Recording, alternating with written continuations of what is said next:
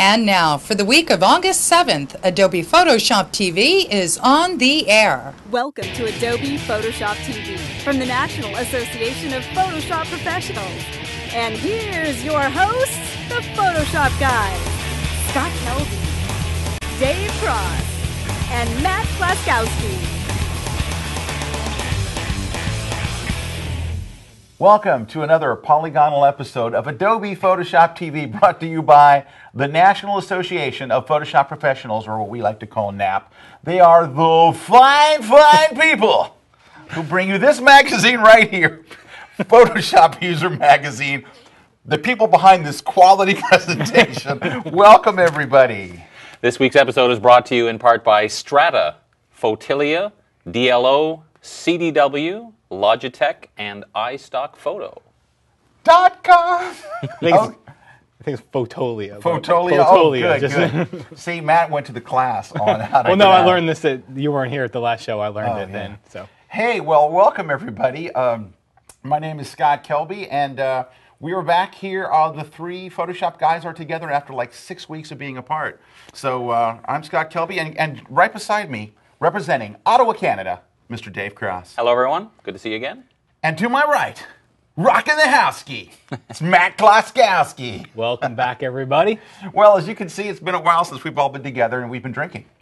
So, no, we have not been drinking. It's just drugs. So, no, it's not drugs. It's prescription medication, and there is a difference.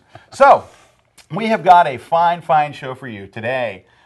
It's not a very good show, but it is a show, and that's what's important. We've got tips, we've got tricks, we've got tutorials, we have contests, we have games, we have news, all packed into one 375 megabyte download.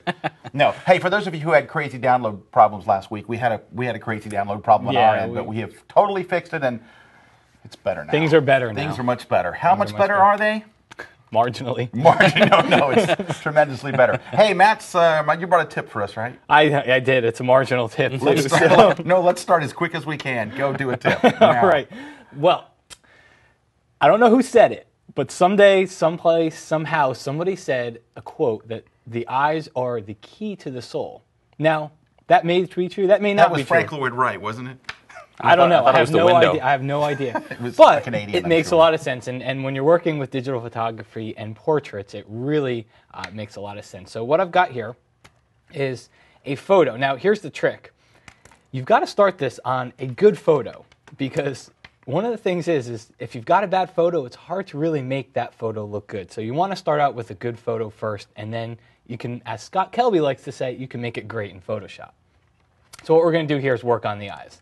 Very first thing I'll do is grab my lasso tool, and I'm going to select an eyebrow, hold down the shift key, and just draw a large selection around another one. Excuse me, Matt, could you use the polygonal lasso tool if you wanted to in that case? I could use the polygonal lasso tool. Okay, just wondering. So you guys might wonder why we're saying that, and I'm not going to tell you just yet. That's later in the show. A big surprise. I can't wait. All right, so let's put that selection onto its own layer by pressing Control-J on the PC, Command-J on the Mac. And then we're going to change the blend mode to multiply. So now we're done with the eyebrows. I got to tell you, that doesn't look very Now good. let's work on the... No, I'm kidding. We're not done with the eyebrows. Let's hold down the Alt key, Option on the Mac, and click on the layer mask icon. And that adds a layer mask filled with black. And what we'll do is take your brush tool here, go select one of your soft edge brushes from the brush picker, and then just start painting over the eyebrows with white on the layer mask. And I know it's too dark, but we'll take care of that in a second. Now, it is too dark. Drop the opacity down to about 30% here. And then if you happen to go over any areas, we'll zoom in here. If you happen to go over any areas that you didn't want to, just swap your colors with the X key back to black and just paint them away. So now you can see, we'll do a quick before and after. That's before, and that's after. So now we've got the eyebrows that are just a little bit darker. Now let's work on the eyelashes. Zoom in here. We're going to really need to zoom in. I'm going to create a brand new layer. I'm going to select my brush tool again, and at the very top of the brush picker here is a 1 pixel brush. I'm going to use that. Press D to get your foreground to black, and just start tracing some of the eyelashes here. And what we're going to do is darken and thicken. I'm just going to trace, go along the top here. And then when you get done tracing them, you can even go in and add a few of your own if you want to, thicken it up a little bit. What are you laughing at? You can add a few of your own. Well, I it like helps. that. I like that. Mascara. It's, you know, don't you use it? I just borrowed Dave's. Nice. Oh, gosh. All right, and work on the other eye here. So let's get this one taken care of. And when I say add your own, you don't want to go add some stray eyelashes over here. What you want to do is just to thicken it up and maybe add one in between where there's two others. Okay, so as I finish it, let's take a look here, and it's way too dark, so we're going to hit it with a Gaussian blur. Anything that we try to do realistic tends to need a little bit of blurring, but since we used a 1 pixel brush here, we don't want to do it with a large blur, 0.3 pixels. And then I will drop the layer blend mode, and we'll take that down to soft light and maybe drop the opacity just down about 90%. So now let's take a look at the eyelashes. That's before, that's after. Very subtle, Those but are it makes it lustrous now. very, very. Last thing we want to do is enhance the color a bit. So I'm just going to grab my lasso again and create one selection, hold down the Shift key, create another one, Control J, put it on its own layer, and let's zoom into one of the eyes here. First thing I'll do is grab the burn tool. If I can find it, there we go. Grab your burn tool and see the outlines right inside the eye, right here, the color, right on the outside of the color area. Just click with the burn tool and just make them a little bit darker. Paint over them a couple of times, makes it a little bit darker, and do the same thing over here. There we go. Now, one more thing, and that says we need to work on the color. The way I'm going to do that, grab my eyedropper, I'm going to sample a color, go to my color picker here, and click on saturation, the little S, and just bump up the saturation of the color. Create a new layer on top of it. We're almost done. Create a new layer on top of it, and just, it's going to look bad at first. Again, we will fix this. Paint in that color right on top of the eye here. Leave it like that. No, that looks good. Yeah, I like that. Paint in the color of the eye right up here. Okay, let's zoom out a little bit. And, oh, I happened to move. I used my move tool. Here, let's do it one more time. Paint that one. And then magically change your blend mode to Magically change it, by the way. color. And drop the opacity, again, down to about 60% for this one. Let me just, I got a little bit of color right on the outside here. But now if we look at it before and after, we have a lot more color to the eye. So now let's look at the final before and after image.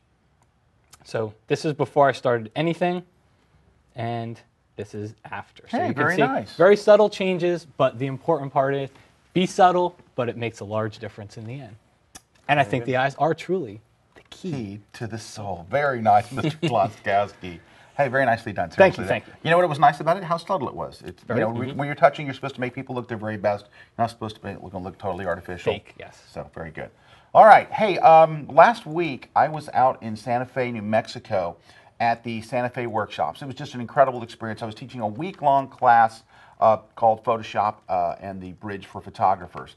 And while I was there, of course, when we're on the road, we like to, as Dave did last week, from the parking lot of Tim Hortons, we like to give you a little shot from the road. So I did a little quick look around. I'll let you see what the class I was teaching. I had some really great students, some great photographers, and it was an absolutely a wonderful week. Here's a quick look at the Santa Fe workshops and a little bit about behind the scenes stuff there. Take a look. Well, hi everybody. We're here in Santa Fe, New Mexico at the Santa Fe workshops. I've been teaching a week-long class called Photoshop and the Bridge for Photographers, and this is the digital lab, and as you can see, we have a room full of photographers. We've been doing photo shoots all week long. We've been getting up as early as 5:45 a.m. in the morning to do some shoots, and then we come in here, we're here all day long printing. We've just been having a blast. And these are my students here. Can you guys show some of your work? And have them just hold up some of the work real quick.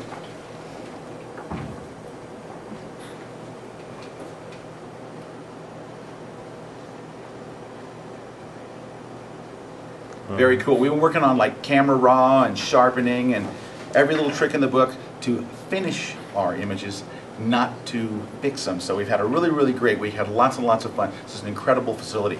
So I'm going to give you a little look around some of the rest of the facility. All right, there's the sign welcoming you in, and right beside the sign is my lab assistant, Joel. I got Joel to do a million things for me this week, including modeling for my new book. He did a couple of things, and he's about to do his blue steel look. Here he goes. Watch. You want me to do my blue steel? Yes, here he goes. Blue steel. Excellent. Okay, here's the lab where I spent my week, and these are some of my students. That's Marvin right there. Really great guy. And I just had a great week. Look at the setups you've got. Basically, you've got these huge widescreen displays. Everybody's got a totally maxed out computer with tons of RAM, tons of everything, and my favorite printer, the Epson R2400 inkjet printer. And we're just kind of cruising through the class here. You can see there's Janine and there's Larry. Hi, Larry. How you doing, buddy? And this is Joel's doing some camera work here. He's doing the right behind there's Diana. Hi, Diana. There she is right there. And basically, we're processing in this lab, and in the very back of the room, I sit in the back. There's Peggy. Hi, Peggy. They're sitting in the back. Dave, what's up, dude? And here's Marvin again. There's my buddy Marvin. Here's Joe. Hey, Joe. There's Bob. And then down there's Karen and Steve. And in the back, you can't see, but off the screen there is Jack and Stan. But you can see there's a big screen in the front of the room. I actually sit in the back of the room, and I've got a bird's eye view of everybody's screen, so I can make sure that the whole class, we're all moving together, we're doing the right things, and they can see what I'm doing on my screen up front. And I've got a microphone, so even though it's a small room, there's Steve and Karen right there. That's Steve, and I usually sit right behind Steve, but if you can see it in a moment, there's Janine. You'll see me, there I am, in front of the class, and you're about to see a really cool drop shadow effect. Watch as I move in front of the screen. There it is. You can actually see my shadow on the screen. It's a kind of a drop shadow thing. So anyway, there's the class we're cruising around now. Right down the hall, there's a whole nother class. There's actually 4 classes going on this week. This is a class where they shoot like studio. They teach studio lighting and portraiture and things like that. And just the day before, they did all kinds of different setups here. Here we are just right out in front of the school, and it's actually held on this like Catholic retreat. So part of it is a Catholic retreat. Oh, there's the Silvermans. That was Neil and Susan Silverman. Some of the instructors teaching a stock photography and travel photo class, and this is the church that's on the premises right there. Here's some of the administrative offices, and right down the hallway, they've the coolest store. And why is this store so cool? Well, here's one of the reasons why. Look, they sell my books. You gotta love that. And look at this, it's a museum, see? And in the museum, there's film behind glass. People can say, look, that's what people used to use in photography. Okay, they actually sell it because they figure by within 4 or 5 years, they'll sell all that film. And then here's some really great books. They have all kinds of books, shirts, hats, cool stuff. And Nikon, of course, is one of the sponsors of the school. They got every kind of Nikon lens and camera bodies, everything you'd want, and then digital film. One of the cool things about this place is everywhere you turn is amazing photography. Here's some posters from other instructors. There's John Paul's poster there of his amazing work, and you cruise down the hallways, and it's just everywhere you look, you're inspired. It just makes you want to go out and shoot just the incredible stuff that they got going. Anyway, it's just a wonderful environment for teaching. It's a wonderful environment for learning. They got classes all year long, and I'm going to teach there again next year, and I absolutely can't wait. Well, that was very cool. I had the pleasure of teaching in Santa Fe workshops myself last year. It's a great place. Now, this is the first time you've done that kind of full week. Yeah, thing, it was the first time I've done a 5-day full workshop. In fact, it was the first time I'd done a 4-day workshop or a 3-day workshop or a 2-day workshop. I've done about 130,000 one-day workshop. Well, even at Photoshop World, I teach 1 hour. It's I have like 1 class a day or 2 classes a day sometimes over a 3-day period. But this was like from morning till night, and my students were freaks. They would want to start. We were doing photo shoots at 5:45 a.m. in the morning, and at 10:30 at night, I'm pulling them out of the lab. It was just great. That's dedication. It was. These were some serious people. We had an absolute blast. It was one of the most honestly most rewarding and enriching experiences of my Photoshop career. I really had a great time, and I'm already planning to go back next year. I'm working with them right now on the dates to do it again next year. So it's going to something I hope to do more of. Hey, I'm going there in February. And Matt's going there in February. So go visit Santa Fe Workshops. Yeah. To check out. What is it? sfworkshops.org, right? Yeah, we'll put .com. We'll hopefully put the link down here. We'll put the link right on the website and on the bottom of the screen. See right now, here it is. Watch. Here's the link right there. Just ask for it. Just ask for it and it appears. It's amazing. All right, Dave Cross, you've got something for us. Well, yes and no. I mean, I don't really have a tip, I don't have a tip to show you because when I was in Canada, well, if you saw the show last week, you saw my little report from Canada. Well, I actually did a second one, but the Pony Express apparently that I sent it on just finally worked its way down to Florida. Wow. So go ahead and take a look at my second report, little tip from Canada. Oh. Hi, sorry. I've got my Canada poncho in case it starts raining here on vacations. You have to be prepared. But even though I'm on holiday, I thought I would still do a little tutorial. Just a quick little tip for you about this wonderful thing called color range. Now, last week I showed one thing about it. I'm going to show another quick little way to use it right now. Well, you'll remember last week. If you didn't see last week's show, run and watch it now. I'll wait. No, I won't. But you can watch it and find out. But basically, we're talking about this command called color range and how you can pick on different things. Let's put this back the way it normally would look probably the first time you click. So you click on a color and then can move this fuzziness range along. What we're going to do is see how we can use it to make multiple areas of the selection. Last time I showed you how to take away parts of a selection using color range. This time I'm going to do the opposite to get kind of a nifty special effect. So I'm going to click on the black of her dress to say that's what I want to select as the darker areas of this image. I'm moving the slider up a little bit, and you can see a little bit here in the preview. Now, last time I used the preview option called Quick Mask, which is fine. It sort of gives you a rough idea, but for some instances you might want to actually change to one of these other ones like White Matte or Black Matte. And this is giving me a much better indication. I can clearly see the areas that I'm selecting are quite obvious here. So I'm going to click OK, hold down the Shift key. Anytime I hold down the Shift key again, it adds to the existing selection. So if I now go back to color range, now I'm going to be adding to it. Now I can't see it obviously because I'm in the selection preview white matte. I can turn it off, but I know that the color that I want is the blue in the water over here. So I'm going to click on that to pick up that. And now the preview is a little bit misleading because I still have the black.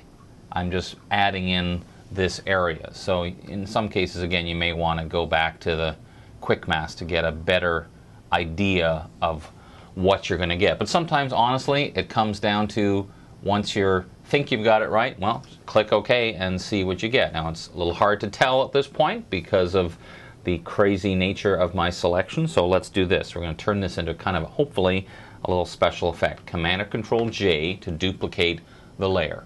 I want to add a new layer below, so I'm going to hold down the Command or Control key and click on that new layer button. Now, because when I clicked with the eyedropper that second time in color range, it's actually already picked up that color as the foreground color. But just in case you didn't want that one, you wanted a specifically slightly different color, you could click on whatever color it was you wanted. We'll just go with this kind of light blue and fill this layer. I'm going to press Option Delete on the Mac or Alt Backspace, and I've got a pretty interesting special effect starting to happen. Not quite what I had in mind, but hey, let's experiment a step further. What if we were to fill that with black? Interesting. So here's what I'm going to probably end up doing. Selecting these layers. This is Photoshop CS2, so I can just press Command or Control G to put them in a group. So now I can start to lower the opacity and let part of the original background layer show through. Kind of a nifty special effect, but again, the real point is to how you can use color range repeatedly as long as you hold down the Shift key to add more and more to your selection. So there you go. There you go. My last tutorial from my vacation in Canada. Hope you enjoyed that little tip, and I'll see you back in the studio. Back to you guys. All right, Dave, thank you for that international flavor that you're bringing to the reporting from other countries. It's a flavor thing. All right, hey, we're going to take a short break, but we'll be right back with lots more tips, tutorials, of course, the contest, lots more right here on Adobe Photoshop TV.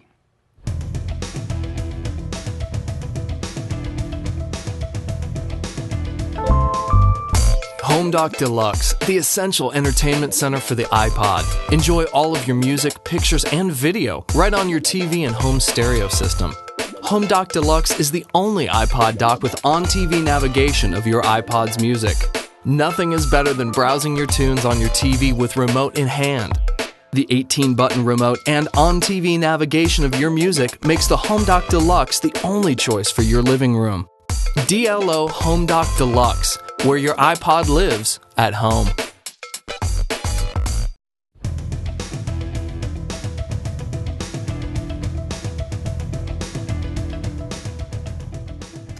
We are back. I'm Scott Kelby. Joining me, of course, Dave Cross. Hello. And Matt Glaskowski. Still here. He's still rocking the house key. Well, hey, we have all kinds of cool stuff coming up. Before we do, I mentioned in the last little segment about Dave's report from last week from Canada. If you missed that or any back episode, you can watch back episodes of Photoshop TV by going to PHOTOSHOPTV.com. There's a little back episodes link. Back episodes are $1.99 a piece, so it's a 30 to 40-minute show for $1.99. If you are an NAPP member, a member of the National Association of Photoshop Professionals, the fine people, if you're one of those people and you know who you are, you can go to the NAP member website and watch all the back episodes for free because we care. All right, so there's a little insight on the back episodes. Yes. Now, I brought a tip for you this week. And the tip is, it's a kind of a Photoshop-y, workflow-y kind of thing. I have a lot of questions about this. In fact, this was a big topic in my class last week at Santa Fe Workshops, was, you know, how do you back up your photos, at what point do you back up your photos, and what's the whole process? So I'm going to give you what my workflow is, and I'm going to give you a little option as well, because you may want to deviate from the workflow, but I'm going to kind of give you a little start first. So I brought in my camera here, and so first thing is, when you're out shooting in the field, now, if you are shooting the field, if you're a studio photographer, this doesn't nearly matter as much, but I do mostly outdoor photography, as does Matt, and as does Dave, and as all our friends only shoot outdoor. We don't talk to people that shoot studio, no. But anyway, if you're shooting outdoor in the field, I highly recommend that while you're shooting out in the field, you back up. And my basic workflow is this. I'm an outdoor photographer. I get up really, really early in the morning. In fact, it's the only time I ever get up early in the morning is to shoot at sunrise. So basically, we shoot in the morning. As soon as I fill up a card, here's what I do. I pop it out of the camera, which we're going to do right now. Pop it out of the camera. Look at that. And then what you do is you just put it in any pocket. No. Actually, here's what I carry. I carry an Epson P4000. Now, I have the P2000 and the P4000. It's this little baby right here. And what it is a hard drive, but it also has a huge LED screen on it. So this is what I do. I just take the card, I turn on the Epson P4000. See, it's turning on. Here, I'll go to the camera that actually shows things close. It's turning on. I'm actually going to take the card and put it in here. It works better if you put it in the right way, I found. I don't know why. But basically, it comes in, and you're just going to hit backup. You're going to hit copy data from memory card. What it's going to do, it's going to back up your images onto this card. So I'm going to go ahead and hit OK, and now it is copying those images onto my card. I'm waiting for the little status bar to come up that says, yes, you are. Yes, it is. So right now, it's copying these images to my card. I instantly have a backup, and let me tell you why this is so important. It's because sometimes, not all the time, cards go bad.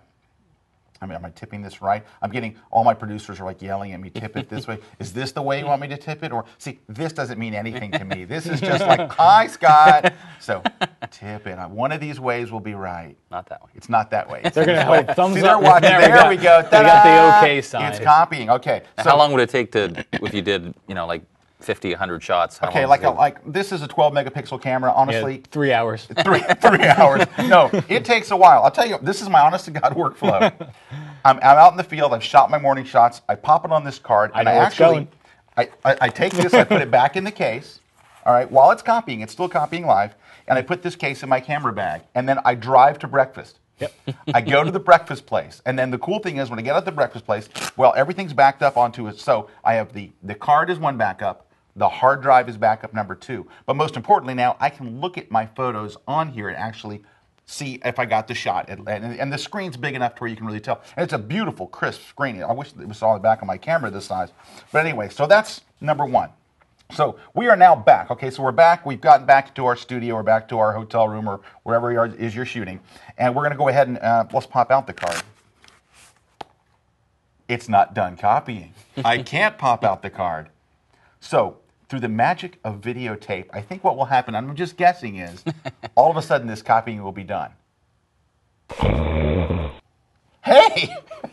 It's done! So, wow. Hardly took any time at all. All right, so, Matt. Now we're going to pop it. We're popping it out of the Epson P2000 to 4000. Hey, I'm making a joke, but it's USB. I mean, so it's not like zooming.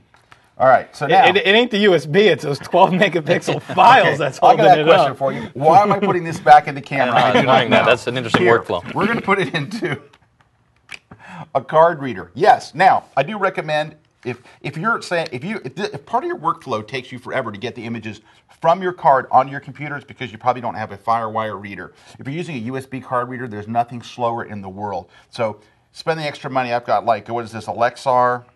I have to take off my glasses. Lexar Media, that's it. It's a Lexar Media card reader. It's kind of small, but very, very fast. So I'm going to plug it into my camera or to my computer, whatever this thing is that's silver. That's amazing. Yeah, this is a great part of it. Do you need help? No, I'm good. I got to stop drinking before these episodes. Okay. So it mounts here on the desktop, and you can see it right there. All right, so here's the deal. First thing I like to do is let's go ahead and just copy these images right now onto your computer. So we're going to go ahead and copy those, and it takes, as you can see, less than Not a minute. a minute, but less than a minute. I love that. It's just kind of, well, it takes less than a minute. It could be 50 seconds, could be 15 seconds, but it is less than a minute. Okay, it's almost done copying. Now it's about 10 seconds. That's totally, Which in the scale of copying is often not exactly no, the it's not really. real About time. 5 seconds. By about it means nowhere near. Okay, so here's the images. Now I'm going to go ahead and eject the disk. All right, so now I actually have those images in 3 places. They're on my card, they're on my Epson P2000 or P4000, and now they're on my computer. Now, I'm eventually going to erase the card, so I'm going to have basically 2 backups. Now, there are people that will back up right this very minute. They want the untouched, pristine originals right now, and they will pop a DVD in and back it up right then. Now, if you're going to back up to a DVD or CD, go and buy archival quality discs. Don't just go buy the cheapest discs you can buy at CompUSA. Buy good quality. Now, Delkin makes these, like they're called like they're gold archival discs, and they are some of the best ones. Now, that was Delkin with a D, not Belkin, the people that make the cables. This is Delkin. Their website is delkin.com. I make those gold archival qualities. And here's another key thing. You want to make sure that when you write on them, that you write on them with an acid-free pen. They actually make pens that, because what happens is people grab a Sharpie, they write on their discs, and what happens is the acid in that eventually eats away at the disc. Well, these are your negatives. These are digital negatives. You don't want them to be destroyed, so don't write on them with a Sharpie. Get an acid-free pen and write on good quality discs. Now, you can back up right now. I don't. My workflow is actually to then take these photos and drag them to the bridge. So let's go ahead and open these photos in the bridge, and here they come now. All right, so once the images are in, I'm going to go ahead and rotate them all. Rotate them up this way. All right, and you can see the different images here. Let's just gonna shoot through them. Let me get down here to the 33. There we go. Here we go. 33 to 40. Now here they are. They're loading. And by the way, one thing I like about the bridges, you can use the up and down arrow keys in the bridge to go through the images. And one of the things I like best is actually if you can move quickly up and down like this, you can make people dance. That's a good tip. It's not bad. If there's no movies on TV that night, Yeah, you just sit here and go back and forth. Is that what you've resorted our viewers to watching? Yeah, this is it. This is it. This is animation. Okay, once you've got the images the way you want them, here's what I recommend doing. Go ahead and choose Batch Rename. So let's select all the photos and then choose Batch Rename, which brings up this dialog box right here. We're going to rename them in the same photo that they're in.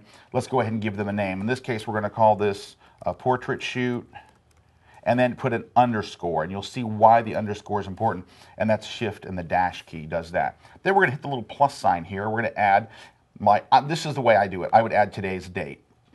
So let's go date and time, and how about today? All right, but I only want today as the month.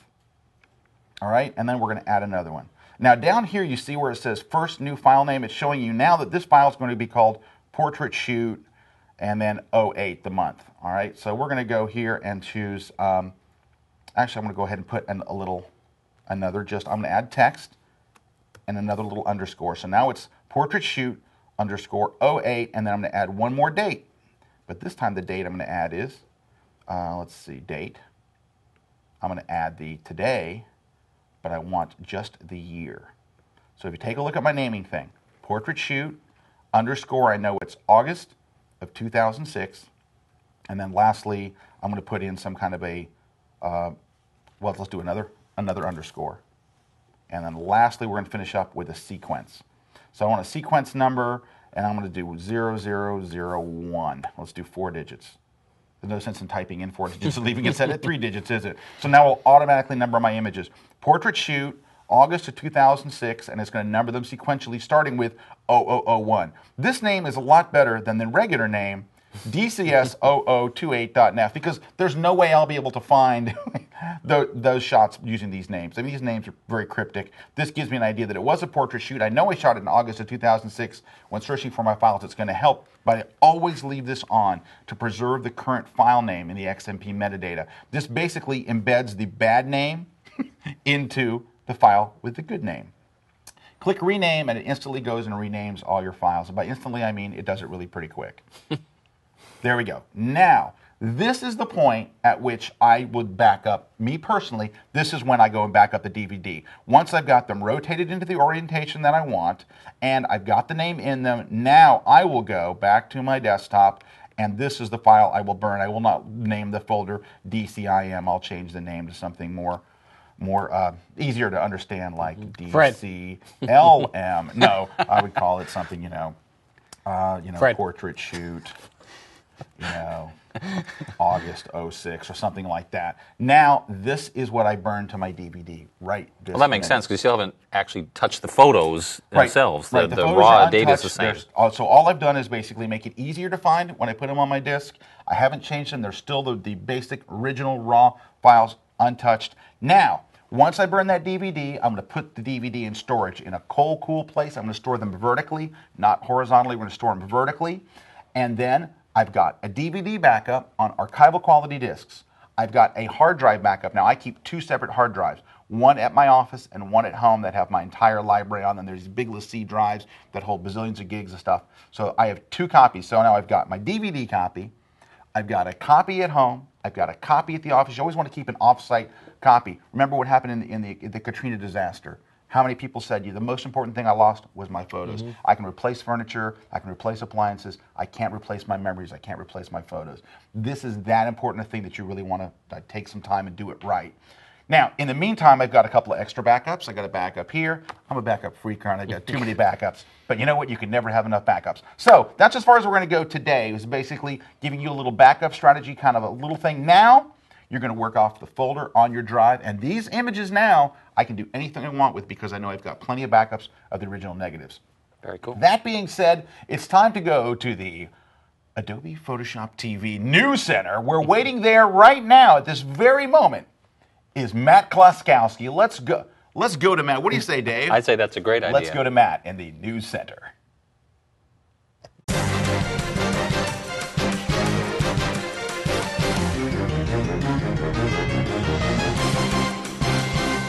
This week's news is sponsored by Photolia. If you go to photolia.com through the PhotoshopTV.com website, you can sign up for an account with them and get 5 free credits. So it's always cool when sponsors give away stuff too.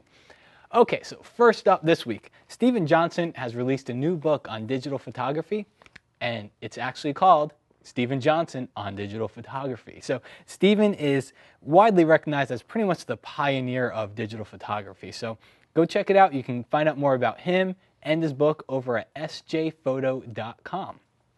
Next up, Photoshop World Guru submission deadline is nearing. It's August 14th.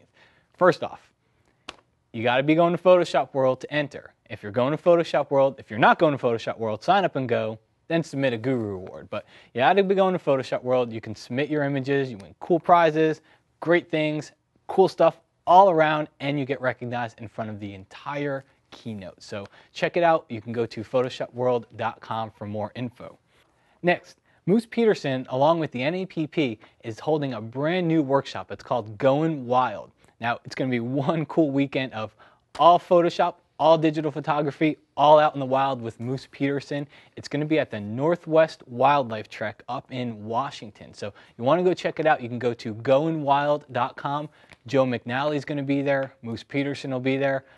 I'll even be there. So go check that out again, goingwild.com. By the way, NAT members, you get $100 off of the workshop price. It's October 13th through the 16th. That's it for the news this week. Right back to Adobe Photoshop TV after a quick word from our sponsor. Strata 3D CX. Design at a higher power. Add the power of 3D to your Adobe workflow. Link to Photoshop textures. Import Illustrator artwork. Render to layered Photoshop files. Create photoreal images. Strata 3D CX, design at a higher power. Visit strata.com. We are back, and hey, coming up in just a few weeks is the Photoshop World Conference and Expo in Las Vegas. Las Vegas. At the Mandalay Bay Convention Center Hotel and Convention Center Resort. Fabulous, fabulous place. If you've never been to Vegas, it's incredible. If you've never been to the Mandalay Bay, it's incredible. If you've never been to Photoshop World, it's incredible. Triple threat. Boom, come and check it out. It's incredible. We're going to be there doing, of course, Dave's teaching sessions, Matt's teaching sessions, I'm teaching sessions, and about 39 of our friends in the Photoshop world will be there. There'll be literally thousands of Photoshop users from all over the world are coming there. And I just want to tell you about some of the pre-conference sessions, because before Photoshop World starts, the day before, we have pre-conferences, right? These are like intensive workshops. They're like half-day workshops where it's just you and an instructor. It's a smaller group of people, and they have very limited seating. A lot of them are sold out. I think we have like 16 workshops this week. 11 or 12 of them are sold out. Here's what's left. There's a few left. Believe it or not, there are still seats to spend some quality time with Matt Kloskowski. Matt has got a pre-conference called Photoshop. I'm looking right here. Photoshop 101 it's Photoshop 101, Photoshop for beginners. And it's a beginner's class. And if you're a beginner, if you've never learned from Matt, he is really, really great with beginners. He yells at you a lot. He's a lot of screaming, like, idiot, Very, idiot. very abusive. He does a lot of that. But at the end camp. of the day, it's like a boot camp. At the end of the day, you know your stuff. No, it's nothing like that. But anyway, so Matt's got one. There's also one called the Digital Photography Workshop. And it is a workflow. It's workflow, a whole workflow thing for digital photographers. If you're a professional digital photographer or a serious digital photographer and you want to work really, really fast, you don't want to get bogged down in your workflow, that's still available. There is one called Sweet Synergy. It wins the award for pre-conference with the worst name. Now, the Sweet Synergy pre-conference is actually taught by Deke McClelland. So I think that people think, well, what is Sweet Synergy? It's how to use all of the Creative Suite products together to work faster and more better and more gooder. But it's by Deke. But it's by Deke. So and anything by Deke is good. Anything by Deke is good. Deke's hilarious. So you'll have a great time. You'll learn a lot. He's a brilliant teacher. Also, we've got another one called Photoshop Mondo Media Mania. Who could teach? I wonder who that might be. Yes, it's Russell Brown, Adobe's own Photoshop madman, is doing this pre-conference. And basically, you're going to go in there, and I guess it's co-sponsored by Epson. They have all these printers, and you're going to print on every media known to man, on T-shirts, on canvas, on everything. So if you ever thought, I want to print on things more than just paper. I want to print on every other substance. He said you're going to print on plastic. You're going to print on DVDs. You're going to print actually on human bodies. So those are Keep still, your hands away from the manual. I'll be there. Yeah, these will be sold out within a week or so. So make sure that if you want to go to one of those and you're going to Photoshop World already, what the heck? And it's and hotels. What's the deal? Well, we should tell them the whole reason we're talking about this is you get a ticket to Photoshop World for the contest prize. Oh yeah, we have a contest coming up, right? And one of the tickets is so. Where do you stay, Matt? So where do you stay? So the reason why I'm doing this is because people have asked for this. I see it all over the forums, all over the net forums. Airfare is not really a problem. Dave's got some airfare for you, but airfare, you can get to Vegas anywhere in the world for like $250 at least or anywhere less. in the United States. You can't come from $200. I think Dave's got on Frankfurt, there, Detroit for like $180. Detroit was $120, and Denver $180 on Southwest. I mean, there are definitely deals to be found. Actually, it's vice versa, isn't it? It's Denver's $120. Denver's $120. Yes, that's right. I'm just not reading as well. Back over here. Oh, sorry. So we don't care about airfare because we know we can get to Vegas cheap. It's when you're in Vegas where you stay. So I took the liberty of going online and looking for you. Oh, can I interrupt for just 1 second? No. I'm sorry. I'm going to anyway. The reason why he's having to help you with hotels is the Mandalay Bay, which we blocked all these bazillion rooms, is sold out. Yes. So we sold all the hotel rooms in the Mandalay Bay. So now we're having to find other places. And you found a place called, what, Lucky 7? Yes. No. Where you? The Luxor, which is attached to the Mandalay Bay, you can walk, is $150 net. And these are averages because as it gets closer to Friday, they get more expensive. And I just suggest sleep in the casino on Friday night. The Luxor is an average of $150 night. Tropicana, $69. Aladdin, which is a nice place, $112. Excalibur, which is connected by a tram. By a monorail, right? Free monorail to the Mandalay Bay is $102 a night. So jump on that. And then for the budget-conscious Circus is only $53.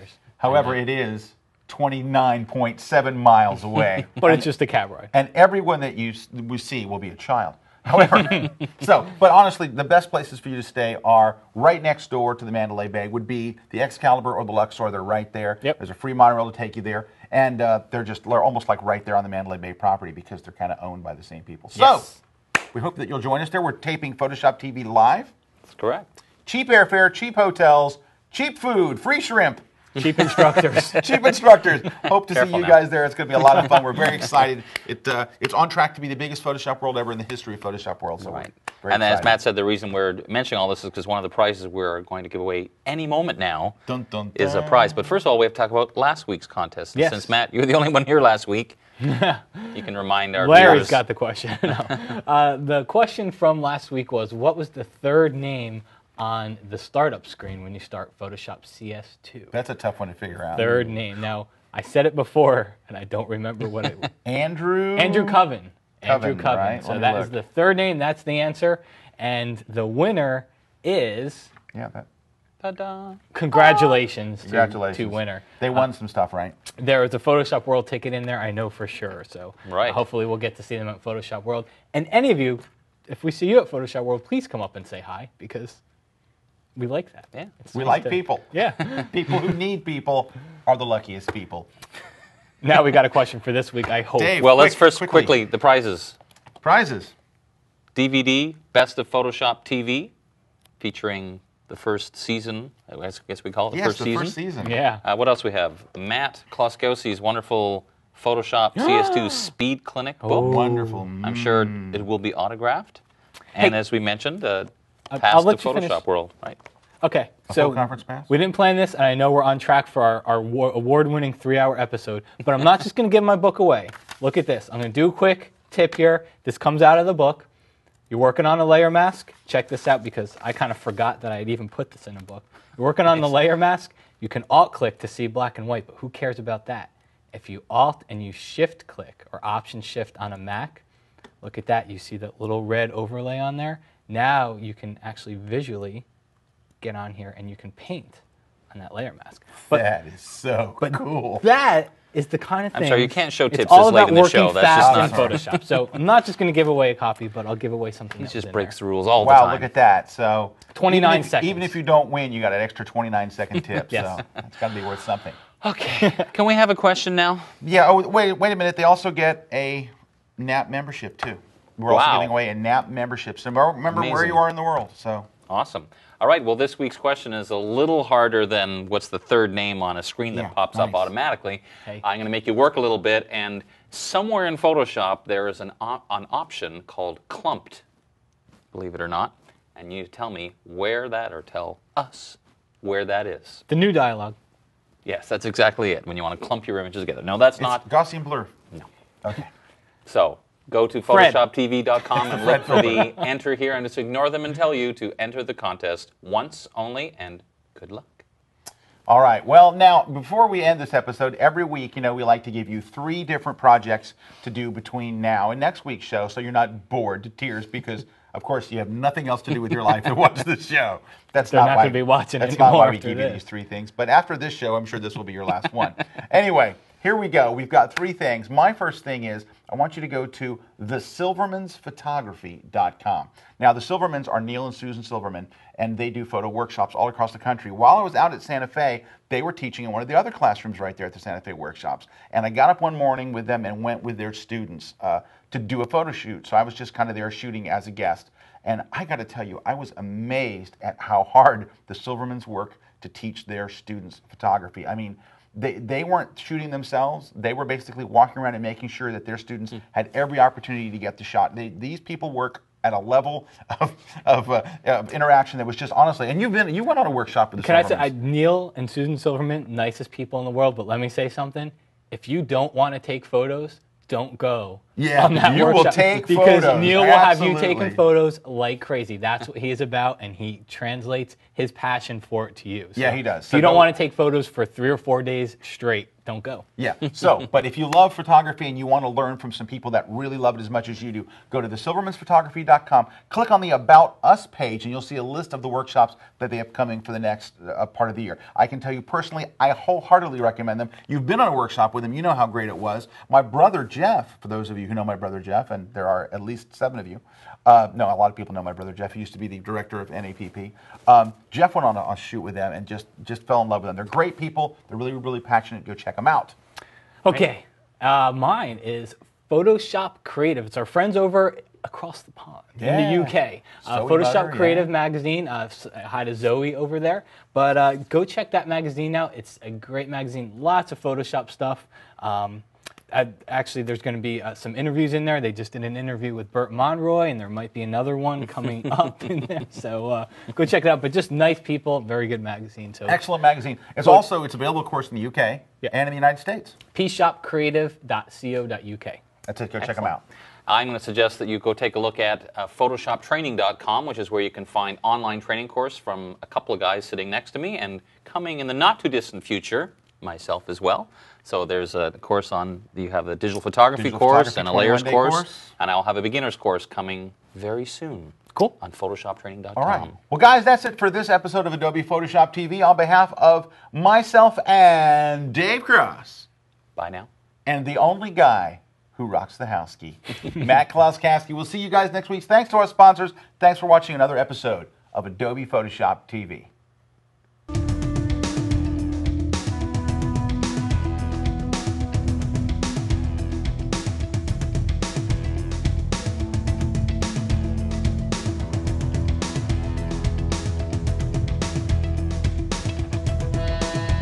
Thanks for watching Adobe Photoshop TV. See you next week.